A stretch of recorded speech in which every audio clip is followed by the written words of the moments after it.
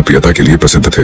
एक दिन एक वृद्ध साधु उनके दरबार में आया। साधु ने कहा, महाराज, मैंने 20 वर्षों की तपस्या से यह दिव्य रत्न प्राप्त किया है। इसे सुरक्षित रखने का भार अब आपको देता हूँ। राजा ने उस रत्न को स्वीकृत कर लिया। वह रत्न इतना चमकदार था कि दरबार में सभी की नजरें उस पर टिक गईं। राजा ने रत्न को अपने खजाने में रखने का आदेश दिया। उस रात राजा को एक स्वप्न आया। उसमें वही साधु दिखाई दिया और बोला, महाराज, मैंने जो रत्न आपको दिया वह एक श्राप से बंधा है। यदि उसका दुरुपयोग हुआ तो आपका पूरा राजवंश नष्ट हो जाएगा। सुबह राजा घबरा कर उठा और खजाने की ओर दौड़ा, परंतु जब वह खजाने में पहुंचा तो वह रत्न गायब था। राजा ने तुरंत अपने दरबारियों से पूछताछ की। तभी महामंत्री ने कहा, महाराज, हो सकता है साधु ही इसे लेने आया हो। वह साधारण साधु नहीं, कोई दिव्य शक्ति है। कुछ दिनों बाद राजा को खबर मिली कि पड़ोसी राज्य ने अचानक उनके राज्य पर आक्रमण कर दिया। राजा समझ गया कि यह सब साधु का श्राप था, लेकिन तभी एक चिट्ठी आई।